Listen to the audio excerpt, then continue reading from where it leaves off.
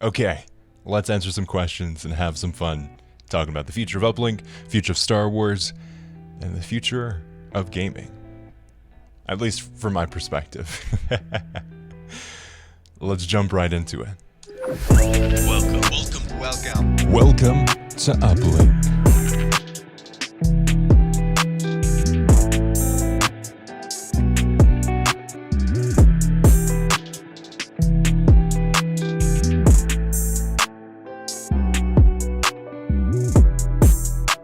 Okay, so I put out on Twitter, if you're not following, at Uplink Podcast, and I asked what you should definitely join the Discord, which is on that screen right there, Discord.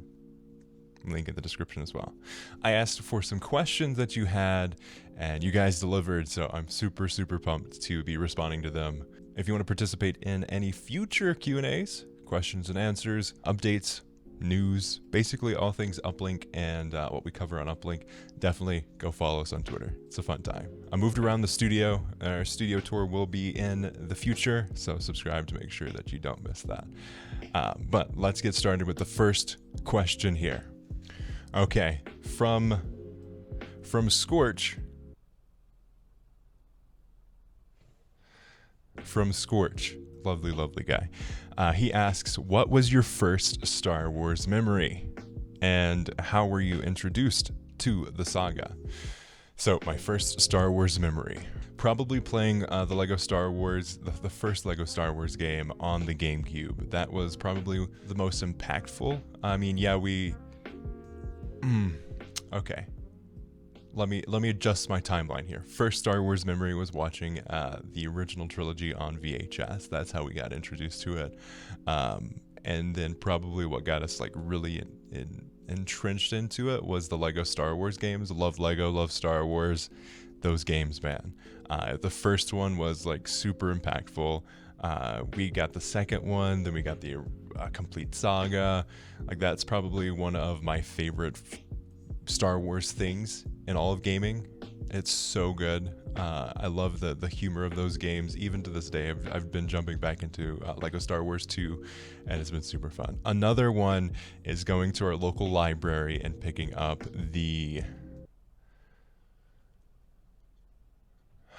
I can't remember the exact name of the book, but it was one of the Galaxy of Fear books. That's really what got me into reading. Truly, were those books. Some of the first books I read on my own were the Galaxy of Fear books. And I do have a few of them in my collection still, and they hold up so well. They're super short. You can read them in like 20 or 30 minutes. Like they're that small, but they are so good. And I remember being creeped out so much by, there's one where they go to this abandoned planet, and they meet Boba Fett, and the two kids meet Boba Fett, and Boba Fett helps them fight zombies. So Star Wars zombies, what can't you not love about that? And I remember discovering that the spider things in Jabba's palace were monks for the first time in those books. Those books were fantastic. And how I was introduced into the franchise were those Star Wars VHS. So the almost untouched ones, they didn't have any of the CGI crap, so I was really thankful for that, not growing up with the two altered ones. Han still shot first, just not as first. Next question. This is from Zonafan. He asks, what has been your favorite episode of the podcast so far?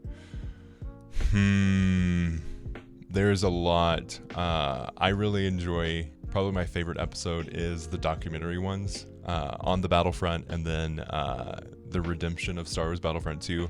I love those ones. Those challenged me a lot, and I learned a lot from those. Got to talk to a lot of cool people. I'm super happy with how they turned out, and I'm glad for the documentary style of those ones. And then he also asks, why did you want to start the podcast? So I am a huge podcast listener. I have a tattoo of a microphone on my left arm. I love audio. I love podcasts. I think they're such a powerful medium, and they are such an impactful way to connect with the community. I think if you as a business or anybody really don't have a podcast. It's such a powerful way to connect with people, and it's such a fun time. But I looked up podcasts for Star Wars Battlefront, and I didn't find any. So I was like, you know what?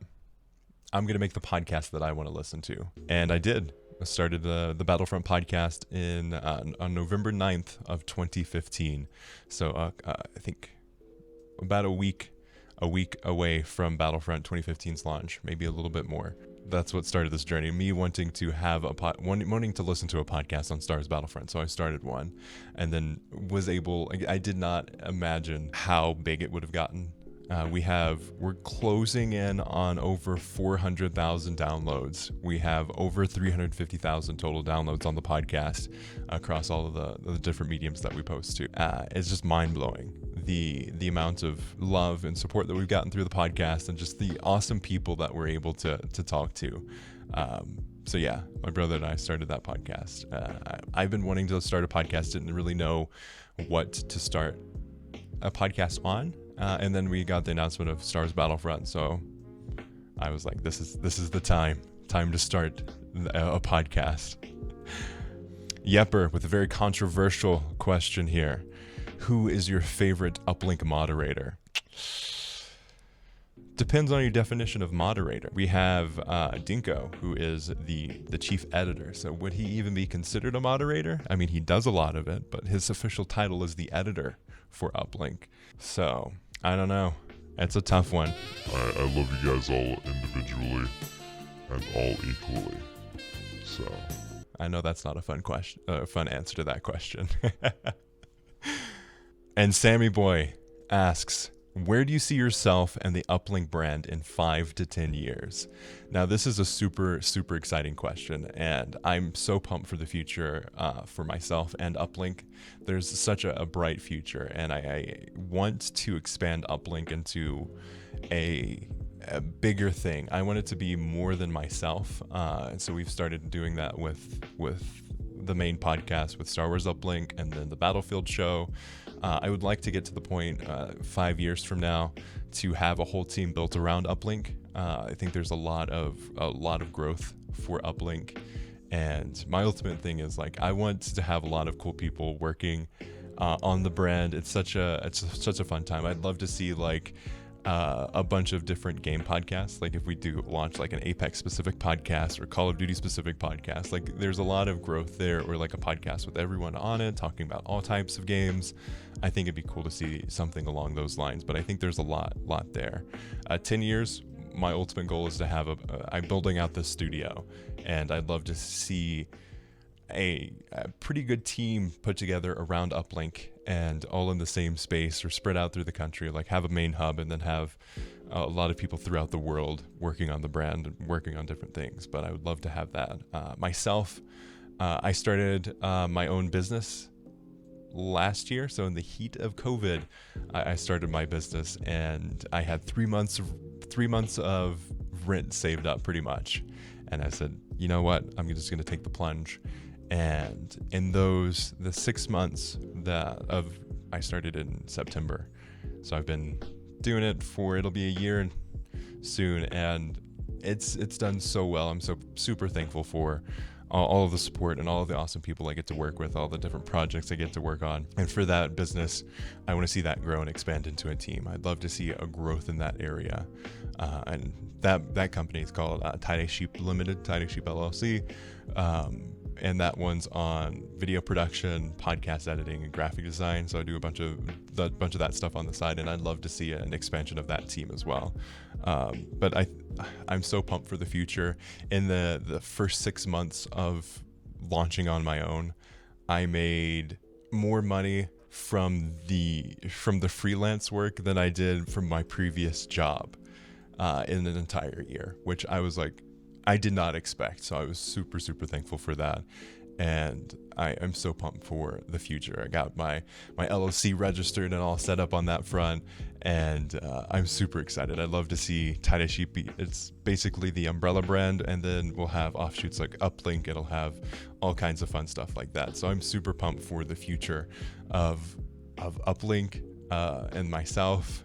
working with some people. I produce a podcast for a tiny home development here locally, and I've always wanted to live in a shipping container house, smaller living space, and enjoy the beautiful outdoors, and that is slowly becoming more of a reality through that project.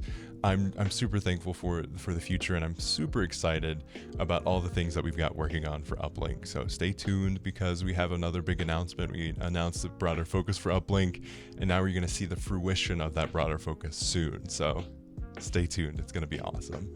Okay. Yepper also has another question here, more serious this time. What's your favorite Star Wars show, and which unreleased show are you looking forward to the most? Favorite Star Wars show is probably Clone Wars, honestly. I love Mando. I love the awesome showing of Mando, the filmmaking, the editing, the technology that they're using behind it.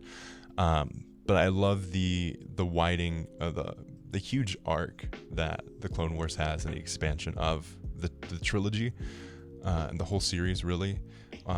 Probably my favorite, if we're doing live action, Mando is definitely my favorite so far.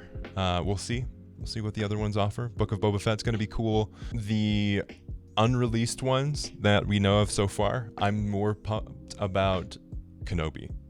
I mean, that show I'm super excited for. I'm super excited for that show, and I look forward to seeing what they offer. I know there is a leak or a rumor recently that they had a plan to have which I appreciate. I appreciate all the good dad stories that Disney has been sharing recently. It's good to see, and reflects good on the movement forward. All dads are not terrible or lazy, so it's good to see some unlikely men turn into really good dads, which I'm really happy for. That's what they originally were going to do with Kenobi, and they said that's kind of a little too similar to what we've been doing with Mando and then Bad Batch as well. So I'm interested to see what direction they take for that.